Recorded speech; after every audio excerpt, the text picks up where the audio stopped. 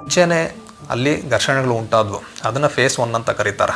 ಆಗಲೇ ಇಸ್ರೇಲ್ನ ಪ್ರಧಾನಮಂತ್ರಿಯಾಗಿದ್ದಂತಹ ಬೆನ್ ಗುರಿಯನ್ ಅವರು ಹಲವಾರು ಸಂಘಗಳನ್ನು ಒಗ್ಗೂಡಿಸಿ ಈ ಯುದ್ಧಕ್ಕೆ ತಯಾರಿ ಮಾಡಿಕೊಂಡಿದ್ದರು.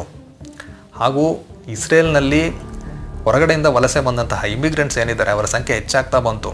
ಅವರಲ್ಲಿ ಯಾರ್ಯಾರಿಗೆ ಆಸಕ್ತಿ ಇದೆಯೋ ಅವರೆಲ್ಲ ಈ ಆರ್ಮಿಯಲ್ಲಿ ಸೇರಿಕೊಂಡ್ರು. ಅದೇ ರೀತಿ ಜರ್ಮನಿಯಲ್ಲಿ ಇದ್ದಂತಹ ಕಾನ್ಸಂಟ್ರೇಷನ್ ಕ್ಯಾಂಪ್ ಅಲ್ಲಿ ಉಳ್ಕೊಂಡವ್ರು ಯಾರಿದ್ರೋ ಯಹೂದಿಗಳು, ಅವರು ಸಹ ಈ ಯುದ್ಧದಲ್ಲಿ ಪಾಲ್ಗೊಳ್ಳೋದಕ್ಕೆ ಆಸಕ್ತಿಯನ್ನು ತೋರಿಸು. ಇವನ್ನೆಲ್ಲ ಒಟ್ಟುಗೂಡಿಸಿ ಬೆನ್ ಗುರಿಯನ್ ಅವರು ಈ ಯುದ್ಧಕ್ಕೆ ಮೊದಲೇ ತಯಾರಾಗಿದ್ದರು ಅನ್ನೋದನ್ನು ನಾವು ಗಮನಿಸಬೇಕು.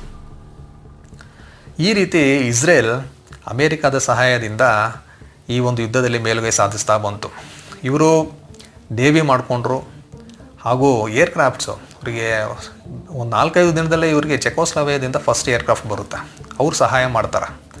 ಹೀಗೆ ಸೋಲ್ಜರ್ಸು ಅಂದರೆ 3 ವಿಧವಾದಂತಹ ಯುದ್ಧದಲ್ಲಿ ಇವರು ಪಾಲ್ಗೊಳ್ತಾರೆ.